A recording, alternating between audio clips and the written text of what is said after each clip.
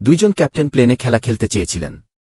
তারা প্লেনের অটোপাইলট চালু করলেন, কিন্তু মহিলা ক্যাপ্টেন দুর্ঘটনাক্রমে প্লেনের কন্ট্রোল স্টিকটি স্পর্শ করলেন। ফলস্বরূপ প্লেনটি ধীরে ধীরে একটি ঝড়ের মধ্যে উড়ে গেল। এই সময়ে প্লেনটি পুরোপুরি তার ভারসাম্য হারিয়ে ফেল। যাত্রীরাও আতঙ্কিত হয়ে পড়লেন। মহিলা ক্যাপ্টেন দ্রুত টাওয়ারে যোগাযোগ করলেন। তিনি আশা করলেন যে তার স্বামী তাকে বিমান চালাতে নির্দেশনা দেবেন, কিন্তু তার স্বামী কানে হেডফোন পরে গান শুনতে লাগলেন। জানা গেল যে তার পূর্বের জীবনে তার স্ত্রী তার প্রিয় বন্ধুর সাথে তাকে বিশ্বাসঘাতকতা করেছিলেন। তাদের এই অবৈধ অপারেশনটি যাত্রীদের বিপদে ফেলেছিল। লোকটি অবিলম্বে টাওয়ারের কাজটি নিজের হাতে তুলে নিলেন। লোকটির নির্দেশনা অনুসরণ করে প্লেনটি অবশেষে নিরাপদে অবতরণ করল। সে ভেবেছিল তার স্ত্রী তার কাছে কৃতজ্ঞ হবেন, কিন্তু অপ্রত্যাশিতভাবে তার স্ত্রী তাকে সরাসরি থাপ্পড় মারলেন।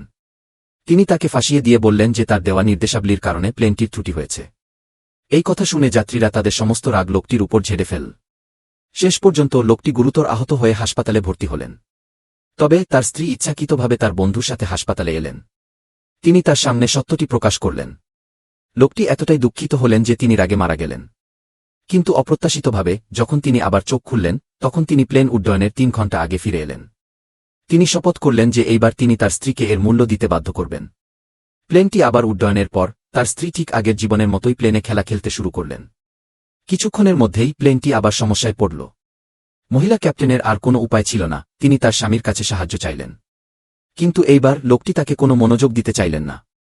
বরং তিনি তার স্ত্রীর সাহায্যের আবেদন শুনতে খুব উপভোগ করলেন। এই সময়ে টাওয়ারে প্লেনটির ত্রুটির খবর পৌঁছাল। তারা লোকটিকে খুঁজে বের করল এবং আশা করল যে সে সাহায্য করতে পারে, কিন্তু লোকটি দৃঢ়ভাবে অস্বীকার করল, কারণ এটি তার কাজের ক্ষেত্রের মধ্যে ছিল না। উপরন্তু তিনি নেতাকে বললেন যে প্লেনে কেউ একজন অবৈধ অপারেশন করেছে, যার কারণে প্লেনটির ত্রুটি হয়েছে। নেতা দ্রুত তদন্তের জন্য লোক পাঠালেন।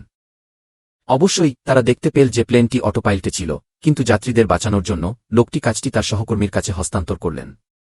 তার সহকর্মীর সতর্ক নির্দেশনার অধীনে প্লেনটি অবশেষে আবার নিরাপদে অবতরণ করল। প্লেনের অবৈধ অপারেশনের পূর্ববর্তী রেকর্ড সহ স্ত্রী এই দুর্ঘটনার জন্য কঠিন মূল্য দিতে চলেছেন।